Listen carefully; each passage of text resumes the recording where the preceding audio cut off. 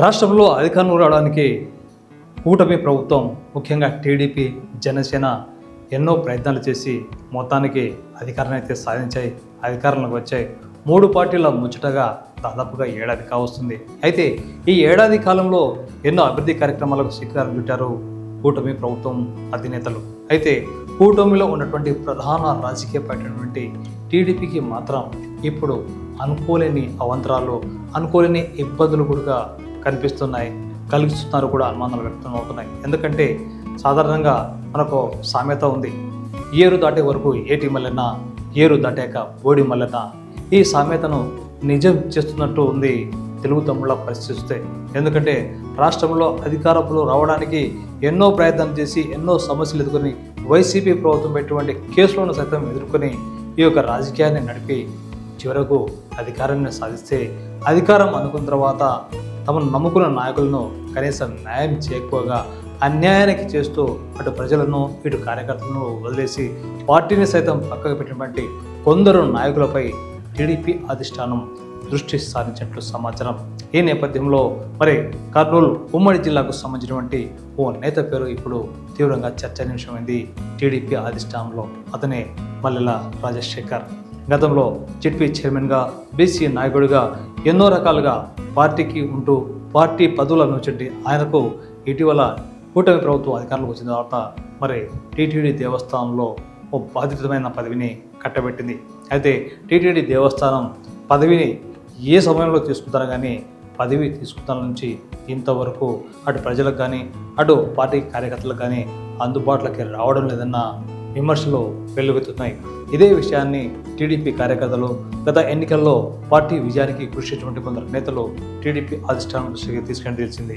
అంతేకాదు మరి మల్లెల రాజశేఖర్ టీటీడీకి సంబంధించినటువంటి టికెట్లు కూడా బ్లాక్ మార్కెట్లో అమ్ముకుంటున్నారన్న విమర్శలు కూడా వ్యక్తం అవుతున్నాయి. ఎందుకంటే నంద్యాల, కర్నూలు జిల్లాకు సంబంధించినటువంటి ఏ ఒక్కరికి కూడా కనీసం స్వామివారి దర్శన భాగ్యం కోసం రికమెండ్ చేసిన పాపన పోలేదంట. ఇతరులకైతే తక్షణమే మరి తీసుకొని రికమెండ్ చేశారన్న విమర్శలు కూడా వెల్లువెత్తున్నాయి.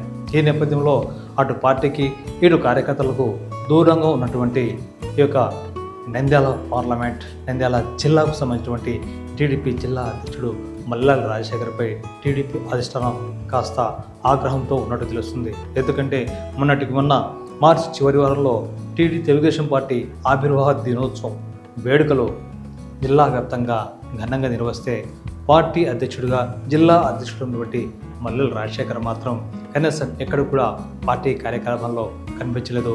కనీసం ఆయన తరఫున పార్టీ కార్యక్రమాలు కూడా నిర్వహించేట్టుగా ఎక్కడ కనిపించలేదని టీడీపీ అధిష్టానానికి అందిన సమాచారం. ఈ నేపథ్యంలో పార్టీని మరింత బలోపేతం చేయడానికి ఇప్పటికే గతంలో సంస్థాగత పరంగా ఎన్నో పదవులను కట్టబెట్టి ఉండే టీడీపీ అధిష్టానం ఇప్పుడు కొందరు నాయకులను గుర్తు చేసుకొని వారి యొక్క తప్పులను ఎత్తి చూపుతూ పార్టీకి అటు కార్యకర్తలకు అటు ప్రజలకు ఏ మాత్రం అందుబాటు లేని పని కూడా చేయలేని పరిస్థితున్నటువంటి ఇలాంటి నాయకులను తక్షణమే తప్పించి కొత్త వారికి బాధ్యతలు ఇచ్చాలన్న ఆలోచన వచ్చిస్తున్నట్టుగా సమాచారం. ఈ నేపథ్యంలో నంద్యాల జిల్లాకు సంబంధించినటువంటి ఈ నాయకత్వానికి సంబంధించిన విషయంలో మాత్రం అధిష్టానం త్వరలో ఒక నిర్ణయం తీసుకోవడం తెలిసింది. మరి రాబోయే రోజుల్లో పార్టీని బలోపేతం చేయాలి. రాబోయే రోజుల్లో స్థానిక సంస్థల ఎన్నికలు ఉన్నాయి. అటు పార్టీ కార్యకర్తలను ఇటు పార్టీ కోసం కృషి చేసిన వారికి పదవులు కట్టబెట్టాల్సిన అవసరం ఉంది. ఇప్పటికే నామినేటెడ్ పదవుల్లో కొందరిని భర్తీ చేశారు.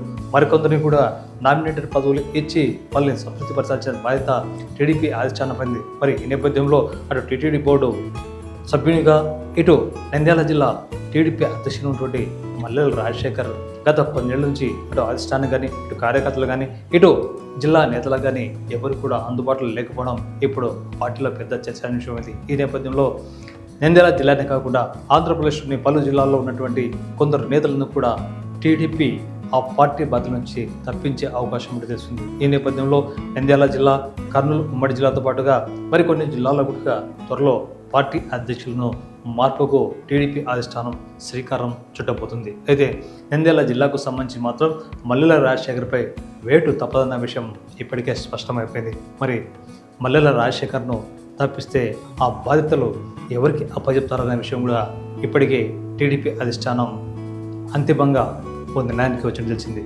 అటు ప్రజల్లోనూ ఇటు కార్యకర్తలను, అటు అధిష్టానానికి, ఇటు పార్టీలో ఉన్నటువంటి పెద్దలకు సన్నిహితంగా ఉన్నటువంటి ఓ నేత పేరును టీడీపీ అధిష్టానం పరిశీలించేస్తుంది.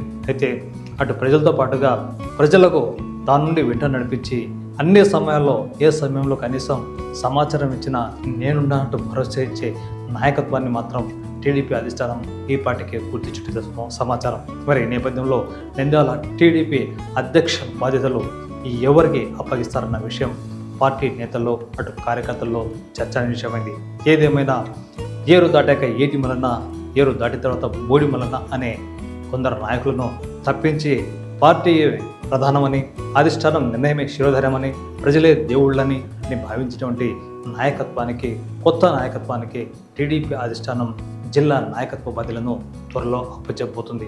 ఇప్పటికే 2-3 పేర్లు పరిశీలనలో ఉన్నప్పటికీ ఒక్క పేరు మాత్రం అంతిమంగా ఖరారైనట్టు తెలిసింది.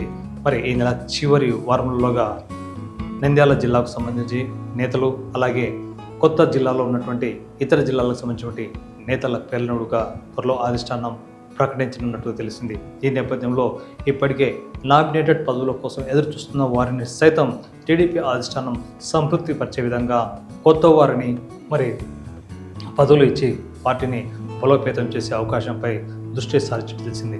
మరి నంద్యాల జిల్లాకు ఆ కొత్త నేత ఎవరో పార్టీ సస్పెన్స్ ఎప్పుడు తెరదించిందో వేచి చూద్దాం.